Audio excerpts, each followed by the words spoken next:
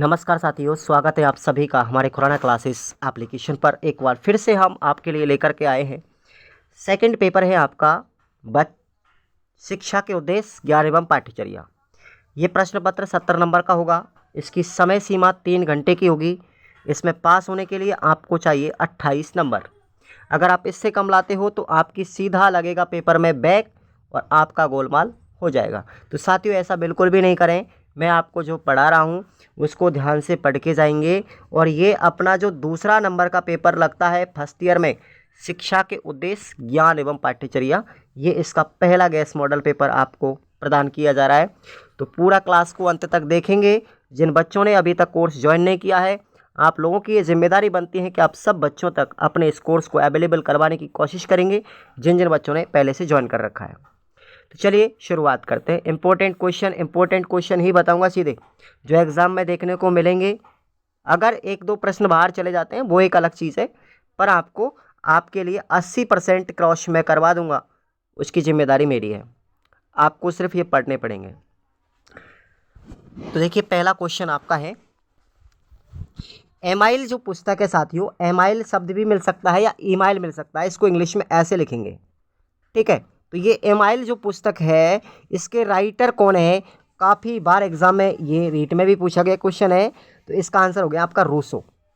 ईमाइल जो पुस्तक है, इसके राइटर कौन है? रूसो साहब हैं। नेक्स्ट हमारा क्वेश्चन है, प्रोटेस्टेंट नामक जो संप्रदाय है वो किसके द्वारा चलाया गया था? तो मार्टिन लूथर के द्वारा चलाया गया था।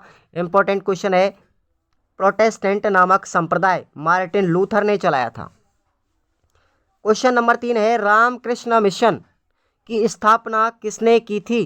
तो सबसे पहले तो आपको याद रखना है, रामकृष्ण मिशन को हम बेलूर मठ के नाम से जानते हैं, और इसकी स्थापना साथियों स्वामी विवेकानंद ने की थी। स्वामी विवेकानंद के गुरु का नाम था रामकृष्ण परमहंस, और उन्हीं के नाम पर इन्होंने बेलूर मठ की स्थापना की थी, बेलूर नामक स्थान पर, जिसको हम रामकृष्ण मिशन के नाम से जानते हैं। नेक्स्ट क्वेश्चन है अपना, सामूहिक शिक्षा की अवधारणा का प्रतिपादन किसने किया था? तो मकारेंका ने किया था। ध्यान रखेंगे, मकारेंको, इन्होंने समूह शिक्षा की अवधारणा का प्रतिपादन किया था। अगला क्वेश्चन है, बिना शिक्षा बोझ के, यानी बिना बोझ के शिक्षा, बच्चों को थैला बस्ता ले जाने की आवश्यकता नहीं है स्कूलों में शनिवार के दिन। तो बिना बोझ की जो शिक्षा होती है, इसकी समिति कब बनाई गई थी साथियों? ये 1993 में बनाई गई थी। ध्यान रखेंगे इसको। अगला है क्वेश्चन नंबर 6वां, ज्ञान को परखने की कसौटियां कौन कौन सी हैं? तो ज्ञान को परखने की कसौटियां मैं आपको 5 बता रहा हूं। पहली है निश्चितता, दूसरी है स्पष्टता, तीसरी है अबाधितता, चौथी है नवीनता, और 5वीं है क्रिया साफल्य। ये मैंने आपको शॉर्ट में क्वेश्चन बताया, छोटा। ये प्रश्न आपसे बड़ा भी पूछा जा सकता है एग्जाम में, इसको निबंधात्मक प्रश्न भी बनाया जा सकता है। तो आपको फिर इनके बारे में पूरा विस्तार से याद करना पड़ेगा, जो आपकी सीरीज में अवेलेबल है। अगला क्वेश्चन है, प्लेटो ने रिपब्लिक, अब इस रिपब्लिक पुस्तक में शिक्षा के कौन कौन से स्तर बताए? प्रश्न पहला बना कि रिपब्लिक पुस्तक के राइटर कौन है? तो आपको आंसर याद रखना है, प्लेटो। कौन है? प्लेटो रिपब्लिक पुस्तक के राइटर हैं। इन्होंने अपनी इस पुस्तक में कौन कौन से 2 स्तर बताए शिक्षा के? तो ध्यान रखना, पहला स्तर था प्राथमिक शिक्षा और दूसरा स्तर था उच्च स्तरीय शिक्षा का। ओके मेरे भाई, याद रखना ये चीज़ें। अब हम आते हैं अपने अगले क्वेश्चन पर, विवेकानंद ने किन शैक्षणिक गुणों पर बल दिया था? 8वां क्वेश्चन, विवेकानंद ने मानव मात्र की एकता, समता आधारित मूल्य, सहिष्णुता, आत्म अनुशासन, संयम, कर्म पर बल जैसे शैक्षणिक गुणों पर बल दिया था। क्वेश्चन नंबर 9, इवान इलिच के अनुसार एक अच्छी शिक्षा के प्रमुख उद्देश्य क्या होने चाहिए? बताओ भाई। तो इसके अनुसार शिक्षा के उद्देश्य देखो, अच्छी शिक्षा के क्या क्या पर्पज हैं। पहला है समाज शिक्षा का उद्देश्य, दूसरा है ज्ञान हस्तांतरण का उद्देश्य, तीसरा है स्वतंत्रता का उद्देश्य, और चौथा है संस्कृति के विकास का उद्देश्य। क्वेश्चन नंबर 10वां है, विलियम किलपैट्रिक के अनुसार सीखने का सर्वोत्तम मार्ग क्या है? सबसे पहले तो आपको याद रखना है, जो हमारी प्रायोजना विधि है, आप शिक्षण विधियों में पढ़ेंगे साथियों रीट में, प्रायोजना विधि या प्रोजेक्ट जो मेथड है उसके जनक कौन है? विलियम किलपैट्रिक साहब है, पहला क्वेश्चन। दूसरी बात करें कि जो हमारी प्रायोजना जो शब्द है या जो प्रोजेक्ट शब्द है, सबसे पहले किसने उपयोग किया था इस शब्द का? तो ध्यान रखना, रिचर्डसन ने किया था। किसने किया था? रिचर्डसन ने इस शब्द का सबसे पहले प्रयोग किया था। और इसके जनक कौन है इस विधि के? किलपैट्रिक। तो इस किलपैट्रिक के अनुसार सीखने का जो सर्वोत्तम मार्ग वो है कि बच्चे को करके सीखने पर जो ज्ञान प्राप्त होता है वही ज्ञान हमारा स्थायी होता है, और बच्चा स्वतंत्र रूप से स्वगति से सीखने पर अधिक बल दिया था। इन्होंने कहा था एक प्रोजेक्ट जो मेथड है इसमें बताया था लर्निंग बाय डूइंग। ध्यान से सुनो आप लोग, लर्निंग बाय डूइंग, इस पर बल दिया था, नहीं करके सीखने की प्रणाली पर ज़्यादातर बल दिया था। बच्चे स्वयं करके सीखें, खुद प्रयोग करके सीखेंगे तो वो ज्ञान ज़्यादा स्थायी होगा। समझ में आया? अगला हमारा क्वेश्चन है 11वां, ज्ञान एवं शिक्षक एक दूसरे के किस तरीके से पूरक हैं? समझाइए, बताइए भाई क्यों एक दूसरे के पूरक है, कैसे हैं? ठीक है, चलिए, ज्ञान एवं शिक्षा एक दूसरे के पूरक हैं। ज्ञान के बिना शिक्षा प्राप्त नहीं की जा सकती तथा शिक्षा के बिना ज्ञान अधूरा है। शिक्षा वह प्रक्रिया है जिसके द्वारा मानव मन, चेतना एवं ज्ञान का या आत्मा का उत्तम और सर्वोत्तम विकास होता है। अथवा में आपको क्वेश्चन याद रखना है जो सीरीज में से आपको पढ़ने हैं। प्रायोजनावाद के अनुसार शिक्षा के मुख्य उद्देश्य कौन कौन से हैं? इस प्रश्न को आप लोग निशान लगा लीजिए, अपनी सीरीज में पढ़ना है भाई ये वाला। अब देखेंगे जो अथवा में मैं आपको प्रश्न बताऊंगा वो प्रश्न आपको पढ़ के जाना होगा।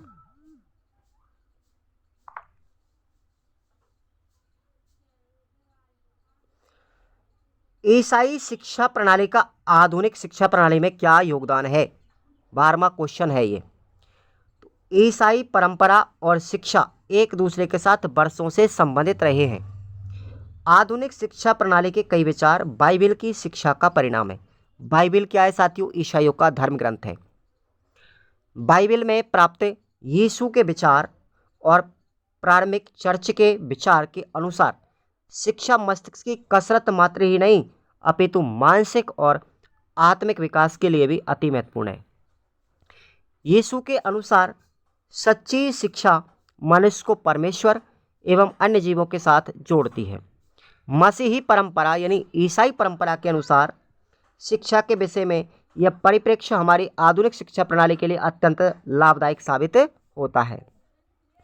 12वें क्वेश्चन में अथवा में आपको याद रखना है कॉमिनियस ने किन पाठशालाओं का उल्लेख किया है? इंपॉर्टेंट है भाई। कॉमिनियस जो हमारे इतिहासकार थे, मनोवैज्ञानिक थे, इन्होंने किन पाठशालाओं का उल्लेख किया है? अपने विचार लिखने हैं आपको और ये क्वेश्चन आपको याद करके जाना है। क्वेश्चन नंबर 13वां है शिक्षा एक उपकरण तथा हथियार की तरह है। अम्बेडकर का ऐसा कहने के पीछे क्या तात्पर्य है? बताइए साथियों। अम्बेडकर का दर्शन शास्त्र आपको याद करना है। ये अम्बेडकर के अनुसार शिक्षा सभ्यता एवं संस्कृति का मापक है। पहले तो ये कथन याद रखना, शिक्षा सभ्यता और संस्कृति का मापक है। ये कथन किसका है? अम्बेडकर का। अम्बेडकर के अनुसार विद्यार्थी जीवन में शिक्षा का महत्वपूर्ण स्थान है। बिना 3 रूपों के, 3 रूप कौन कौन से हैं? शिक्षा, लेखन और बुद्धि। इन तीनों रूपों के बिना कोई भी बच्चा पूर्ण नहीं होता, बल्कि वह एक सफल जीवन भी नहीं जी सकता। शिक्षा व्यक्ति की भौतिक शक्तियों को विकसित करती है। वे मानते थे कि व्यक्ति अपने को पहचानने की कोशिश करे और स्वयं शक्ति अर्जित करके अपने अस्तित्व को कायम करे। ये विचार थे शिक्षा के दर्शन में बाबा साहब अम्बेडकर के। अथवा में आपको याद रखना है क्वेश्चन, स्वामी विवेकानंद के शिक्षा दर्शन का उल्लेख कीजिए। ये आपको सीरीज में से पढ़ना है। अगला क्वेश्चन है विद्यालय समाज का लघु रूप है। जॉन डीवी के इस कथन का क्या आशय है? स्पष्ट कीजिए। तो जॉन डीवी के अनुसार विद्यालय एक लघु समाज है क्योंकि वह बालक को सामाजिक वातावरण देता है तथा बालक का सामाजिक विकास करने में भी सहायक है। जॉन डीवी का मत है कि विद्यालय वर्तमान जीवन का प्रतिनिधित्व करने वाला होना चाहिए और यह तभी संभव है जब बालक स्वयं एवं सहज क्रियाओं के माध्यम से व्यवहार करे। वस्तुतः विद्यालय को समाज का सरल और लघु रूप मान करके बालक के विकास का प्रयत्न करना चाहिए। अथवा में आपको याद रखना है क्वेश्चन फिर से, प्रयोजनवादी पाठ्यचर्या के सिद्धांत लिखिए। इंपॉर्टेंट है साथियों, ये ध्यान रखेंगे। क्वेश्चन नंबर 15 पर हम आते हैं। पाठ्यचर्या में मूल्यांकन का क्या महत्व है? पाठ्यचर्या में मूल्यांकन का क्या महत्व है? तो देखेंगे महत्व हम पढ़ेंगे। पहला महत्व है, देखिए, दिन प्रतिदिन नई नई खोजें हो रही हैं। शिक्षा के क्षेत्र में विकास के लिए पाठ्यचर्या का मूल्यांकन कर उसमें नई सामग्री को स्थान दिया जाता है। सेकंड महत्व देखेंगे, पाठ्यचर्या का मूल्यांकन कर उसमें अप्रचलित भाग को निकाला जा सकता है क्योंकि उनका उपयोग पुराना हो जाता है। तीसरा महत्व है, पाठ्यचर्या को अधिक उपयोगी बनाने के लिए भी इसका मूल्यांकन किया जाता है। चौथा है, पाठ्यचर्या मूल्यांकन के द्वारा यह भी निष्कर्ष निकाला जाता है कि इसको छात्रों के द्वारा कहाँ तक ग्रहण किया जाता है। तो ये हो गया अपना पाठ्यचर्या में मूल्यांकन का महत्व। अगला क्वेश्चन अथवा में आपको याद रखना है, पाठ्यचर्या के विभिन्न सोपानों का उल्लेख कीजिएगा। वेरी वेरी इंपॉर्टेंट क्वेश्चन है। पाठ्यचर्या के विभिन्न जो सोपान है या चरण है या स्टेप है, आपको याद करके जाना है। क्वेश्चन नंबर 16, सतत एवं व्यापक मूल्यांकन के क्या उद्देश्य? सतत एवं व्यापक मूल्यांकन के उद्देश्य बताओ भाई। अब सबसे इंपॉर्टेंट क्वेश्चन, विभिन्न विषयों में निश्चित समय उपरांत बच्चों की प्रगति जानना, ये पहला उद्देश्य। दूसरा उद्देश्य है कि बच्चों के व्यवहार में हुए परिवर्तनों का पता लगाना, बच्चों की व्यक्तिगत एवं विशेष ज़रूरतों का पता लगाना। नंबर 4, अधिक उपयुक्त तरीकों के आधार पर अध्यापन और सीखने की स्थितियों की योजना बनाना, बच्चों में परीक्षा के प्रति व्याप्त भय कर पाना व दूर करना, व्याप्त भय को दूर करना, उन्हें स्वयं आकलन हेतु प्रोत्साहित करना। और पांचवा जो उद्देश्य है सीसी का, सृजनशीलता को बढ़ावा देना। अगला हमारा अथवा में क्वेश्चन है, रचनात्मक मूल्यांकन और योगात्मक मूल्यांकन में क्या अंतर है, स्पष्ट कीजिए। इंपॉर्टेंट है, नोट कर लीजिए इसको आप लोग। क्वेश्चन नंबर 17 देखेंगे, बौद्ध काल में शिक्षा का क्या स्वरूप था? बौद्धकालीन शिक्षा का स्वरूप आपको बताना है भाई। तो देखेंगे, पाठ्यक्रम को 2 भागों में विभक्त किया गया था उस समय पर, प्रारंभिक शिक्षा और उच्च शिक्षा। किसमें? बौद्धकालीन शिक्षा में। प्रारंभिक शिक्षा में पढ़ना लिखना, शब्द विद्या, शिल्प विद्या, हेतु विद्या, ज्योतिष विद्या, व्याकरण विद्या, गणित जैसे विषयों का अध्ययन करवाया जाता था। किसमें? बौद्ध शिक्षा दर्शन में। उच्च शिक्षा में गणन विद्या, औषधि विद्या, खगोलीय विद्या, विधि शास्त्र, प्रशासन, राज व्यवस्था आदि विषयों की जानकारी या शिक्षा दी जाती थी। साथ उन्हें उच्च शिक्षा में कातने बुनने सिलाई की शिक्षा का साक्ष्य भी मिलता है।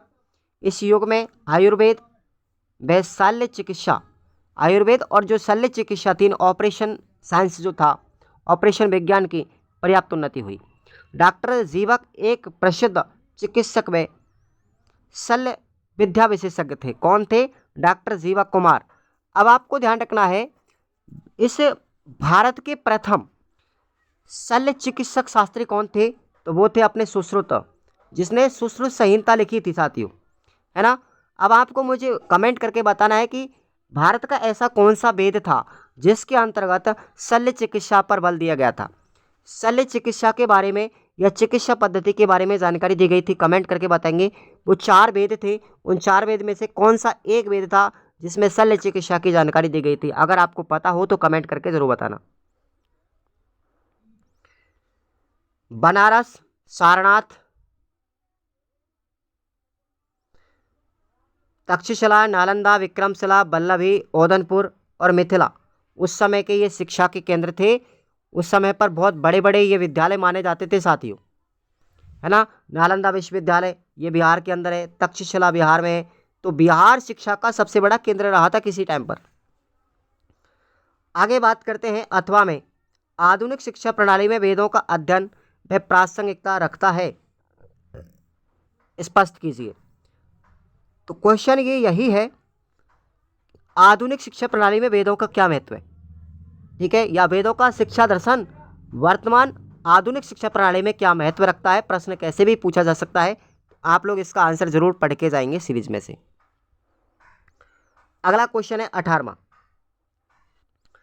क्या मातृभाषा को शिक्षा का माध्यम बनाने के लिए गांधी जी के विचार से आप सहमत हैं? अगर सहमत हैं तो तर्क सहित उत्तर दीजिए। आंसर क्या होगा देखिए, मातृभाषा को शिक्षा का माध्यम बनाने के लिए से हम उनके तर्क से पूरी तरह सहमत हैं। गांधी जी मातृभाषा को शिक्षा की नींव मानते थे। उनके अनुसार मातृभाषा एक ऐसा साधन है जिसके द्वारा विद्यार्थी को अपने देश के विचारों, भावनाओं और आकांक्षाओं की बहुत बड़ी विरासत हासिल की है। गांधी जी का यह कथन है कि विद्यार्थी विद्यालय के शुरुआती वर्षों में अपनी मातृभाषा में ही अपनी बात को ज़्यादा स्पष्टता से याद रख सकता है। उपरोक्त तथ्य शिक्षा के नवीन मनोवैज्ञानिक सिद्धांतों के प्रति अनुकूल है, इसलिए गांधी जी के उपरोक्त विचारधारा से हम पूर्णतः सहमत हैं। गांधी जी की जो विचारधारा थी ना साथियों, वो हमारी बुनियादी शिक्षा पद्धति पर आधारित थी, बेसिक शिक्षा पद्धति पर आधारित थी। यानी कि बच्चों को किताबी ज्ञान के साथ साथ उनको व्यावहारिक ज्ञान, सामाजिक ज्ञान और हस्तशिल्प ज्ञान भी देना चाहिए। अगला क्वेश्चन है हमारा 8वां में, देखेंगे साथियों, क्या गांधी जी के द्वारा प्रस्तावित शिक्षा व्यवस्था वर्तमान में प्रासंगिक है? अगर प्रासंगिक है तो स्पष्ट कीजिए। अच्छा क्वेश्चन है, याद रखे जाएंगे। 19वां प्रश्न है, मकारेंको के द्वारा प्रतिपादित समूह आधारित शिक्षा का वर्णन करते हुए शिक्षा के उद्देश्य लिखिए। तो देखेंगे, मकारेंका ने समूह शिक्षा की अवधारणा उत्पत्ति की थी। समूह शिक्षा की अवधारणा किसने दी? मकारेंका ने। संग्रहित शिक्षा के अनुसार विद्यालय, समाज, विभिन्न संस्थाएं, इन सब की संरचना, स्वरूप, परंपराएं एवं तरीके इस प्रकार के हो कि सभी एक साथ शिक्षा के उद्देश्यों की प्राप्ति में सहायक हो। इसके अनुसार शिक्षा बाल केंद्रित, निदानात्मक व बच्चों के प्रति उचित मार्गदर्शन देने वाली होनी चाहिए। बच्चे तथ्यों तथा आंकड़ों को रटने के बजाय जो कुछ भी सीखे वह सब सामाजिक परिस्थितियों में सिखाया जाना चाहिए। सामाजिक परिस्थितियां ही उनके जीवन का आधार स्तंभ हो। मकारेंका के अनुसार शिक्षा के निम्न उद्देश्य होने चाहिए। कौन कौन से? कि सामाजिक नागरिकता का विकास करना, स्वतंत्रता की भावना का विकास करना और नैतिकता की भावना का विकास करना। ये मकारेंका की शिक्षा जो शास्त्र थी या शिक्षा का दर्शन था उसके उद्देश्य है। 8वां में आपको प्रश्न याद रखना है, शिक्षा का शिक्षार्थी व अनुशासन के संबंध में जॉन डेवी के क्या विचार थे? 8वां में आपको ये क्वेश्चन याद रखना है साथियों, इंपॉर्टेंट है।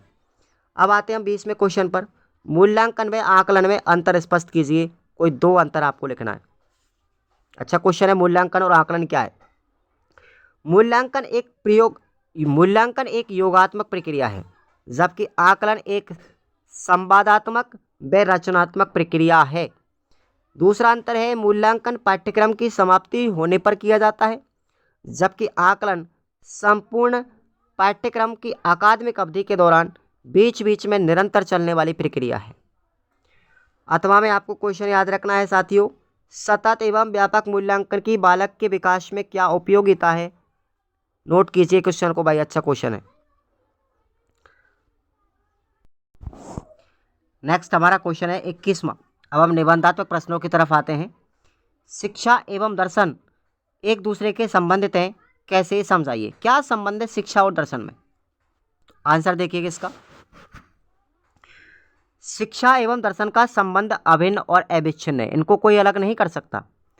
प्रसिद्ध शिक्षा शास्त्री रॉस ने कहा है कि दर्शन और शिक्षा एक ही सिक्के के 2 पहलू हैं, जो एक ही वस्तु के विभिन्न दृष्टिकोणों को प्रस्तुत करते हैं। शिक्षा जीवन का क्रियात्मक पक्ष है और दर्शन जीवन का विचारात्मक पक्ष है। ये बात किसने कही थी? रॉस ने कही थी।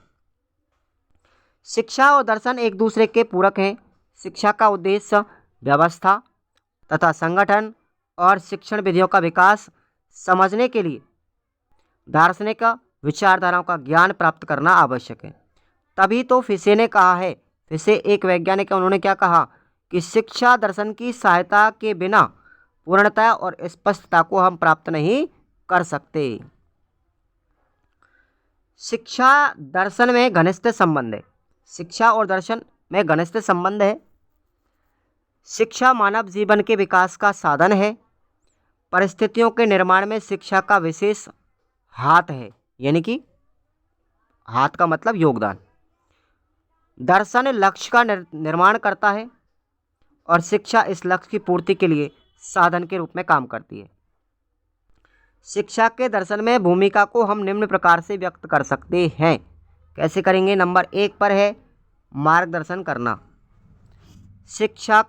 दर्शन शिक्षकों एवं विद्यालयों को यह बतलाता है कि किन किन सिद्धांतों, विचारों तथा उपागमों से विद्यार्थियों के साथ व्यवहार करना चाहिए। इस प्रकार दर्शन उनका मार्गदर्शन करता है। दूसरा जो पॉइंट है वो है राजनीति को प्रभावित करना। प्रत्येक दर्शन राजनीति को प्रभावित करता है और राजनीति शिक्षा को प्रभावित करती है। उद्देश्य निर्धारण में भूमिका। शिक्षा के उद्देश्य निर्धारण में शिक्षा के दर्शन की महती यानी महत्वपूर्ण आवश्यकता है, भूमिका है। जर्मन दार्शनिक फिक्टे के मान्यता अनुसार दर्शन की सहायता के बिना शिक्षा का उद्देश्य कभी भी पूर्ण रूप से स्पष्ट नहीं हो सकता। यह प्रासंगिक है। उपरोक्त विचारों के आधार पर यह निष्कर्ष निकलता है कि दर्शन के ज्ञान के बिना शिक्षा के लक्ष्यों को न तो समझा जा सकता और न ही उन्हें वास्तविक रूप से प्राप्त किया जा सकता। अथवा में आपको क्वेश्चन याद रखना है, ज्ञान को परखने की कसौटियाँ कौन कौन सी हैं, ये मैंने इसी पेपर में जस्ट ऊपर बताया है। उदाहरण सही समझाइए। जो आपको 5 कसौटियाँ मैंने बताई थी उनका निबंधात्मक प्रश्न बना दिया मैंने, तो ये भी पूछा जा सकता है, मैंने आपको पहले बता दिया था। क्वेश्चन नंबर 22वां है, उपनिषदों की शिक्षण प्रक्रिया का विस्तार से उल्लेख कीजिए। बताओ भाई, उपनिषदों की शिक्षण प्रक्रिया का विस्तार से उल्लेख है। क्वेश्चन का आंसर देखिए आप। उपनिषदों की शिक्षा प्रक्रिया सरल, स्पष्ट और लक्ष्य उन्मुखी थी। इसमें परा तथा अपरा विद्या की प्रक्रियाएं शामिल थी। अपरा विद्या के अंदर क्या होता था? विषयों का निरीक्षण, सिद्धांतों का परीक्षण और उनसे उत्पन्न निष्कर्षों की परीक्षा महत्वपूर्ण पक्ष में थे। जबकि परा विद्या के अंतर्गत ध्यान योग, तपस्या एवं संयम की प्रक्रिया के माध्यम से लक्ष्य तक पहुंचाया जाता था। ज्ञानार्जन करने की संपूर्ण प्रक्रिया में निम्न विधियां प्रयोग में लाई जाती थी। अब कौन कौन सी विधियां हैं एक बार देखेंगे। पहली विधि है हमारी संवाद विधि। उपनिषदों की ज्ञान प्रक्रिया का महत्वपूर्ण लक्षण संवाद करना है। संवाद के स्वर सरल एवं काव्यमयी होते थे। इसमें परस्पर संवाद के द्वारा वास्तविक ज्ञान प्रदान किया जाता है। दूसरी विधि थी विश्लेषण विधि। किसी भी समस्या को अंग प्रत्ययों में विभाजित करना विश्लेषण विधि का काम था। अनुभव, तर्क, बुद्धि इसके महत्वपूर्ण आधार हैं। इस प्रक्रिया में समस्या सरल से जटिल की ओर बढ़ते हुए सोपानों से गुजरती है।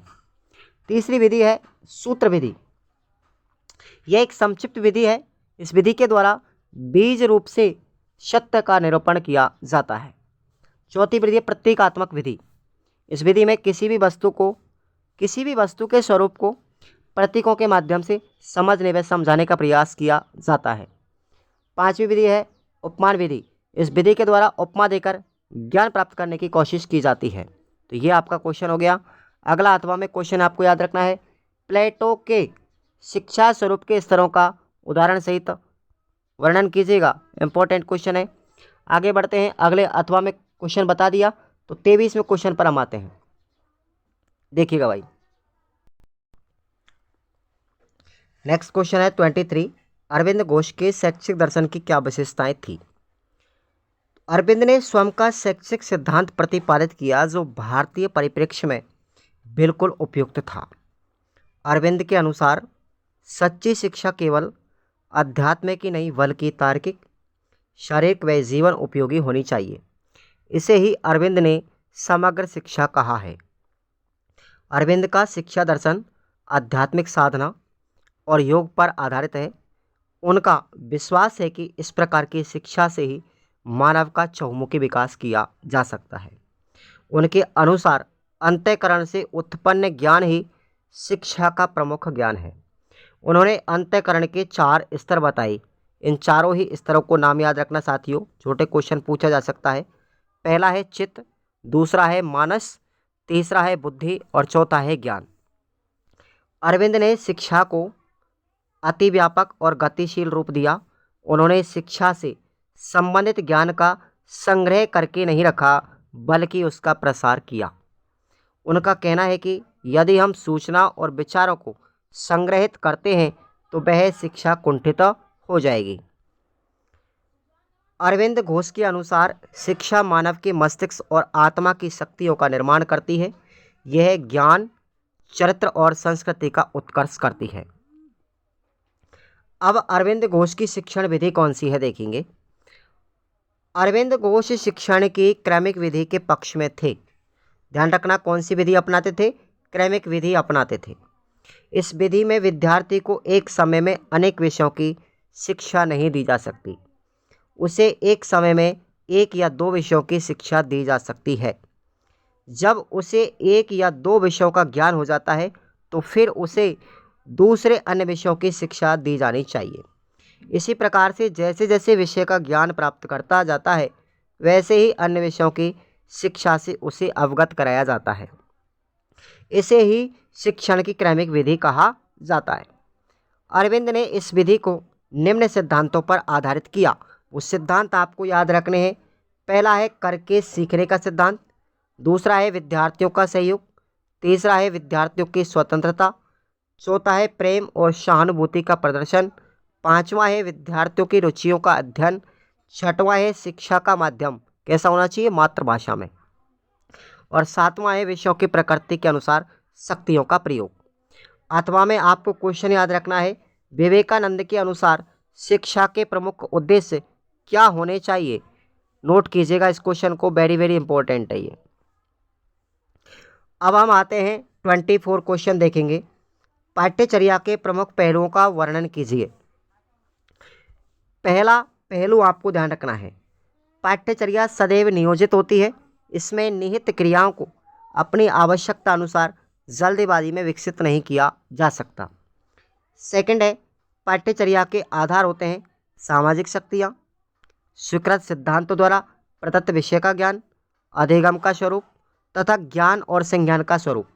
इस प्रकार पाठ्यचर्या किसी विशिष्ट समाज के एक विशिष्ट आयु वर्ग के बच्चों की शिक्षा के लिए निर्मित करती है या निर्मित होती है। पाठ्यचर्या के लक्ष्य उससे संबंधित शैक्षिक उद्देश्यों से निर्दिष्ट होते हैं। ये उद्देश्य ही साध्य होते हैं। अतः स्वीकृत पाठ्यचर्या लक्ष्यों को प्राप्त करने का एक साधन है। नंबर 4, पाठ्यचर्या अध्यापक द्वारा किए जाने वाले शिक्षण को नियोजित करने में सहायक होती है। अध्यापकों से अपेक्षित है कि समाज में सक्रिय सामाजिक शक्तियाँ मानव विकास के विविध आस्थाओं तथा उनसे प्रत्येक की विशिष्टताओं को समझें।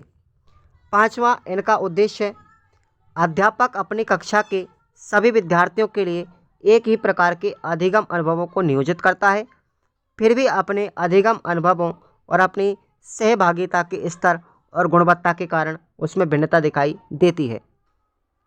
6वां है, प्रत्येक अध्येता की अपनी वास्तविक पाठ्यचर्या के अस्तित्व के परिणाम स्वरूप निर्दिष्ट पाठ्यचर्या तथा क्रियान्वित पाठ्यचर्या के बीच पाए जाने वाले अंतर के कारण अध्यापक की भूमिका अत्यधिक महत्वपूर्ण हो जाती है।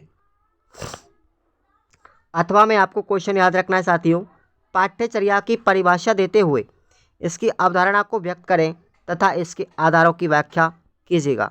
इंपॉर्टेंट क्वेश्चन है, याद रख लेना। हमारा 25वां क्वेश्चन है, अंतिम क्वेश्चन इस मॉडल पेपर का।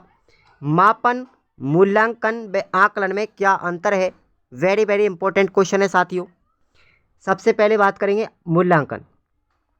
मूल्यांकन एक योगात्मक प्रक्रिया है जिसके द्वारा किसी पूर्व निर्मित शैक्षिक कार्यक्रम अथवा पाठ्यक्रम समाप्ति पर विद्यार्थियों की शैक्षिक उपलब्धि का पता लगाया जाता है या ज्ञात की जाती है।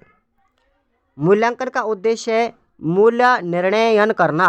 क्या उद्देश्य है? मूल्यों का निर्णयन करना। इसकी अवधि कब होती है? यह पाठ्यक्रम की समाप्ति पर किया जाता है। पाठ्यक्रम जब समाप्त हो जाता है तब आपका मूल्यांकन किया जाएगा। मापन देखिए, मापन का अर्थ, मापन भी आकलन व मूल्यांकन की तरह ही एक तकनीकी है जिसके द्वारा किसी व्यक्ति या पदार्थ में निहित विशेषताओं का आंकिक वर्णन किया जाता है। मापन का उद्देश्य है मापन, आकलन की व मूल्यांकन की एक तकनीकी है। इसकी अवधि जो है साथियों, यह कभी कभी चलने वाली प्रक्रिया है। यह या तो मापन जो होता है साथियों या तो कभी कभी किया जाता है, ध्यान रखना।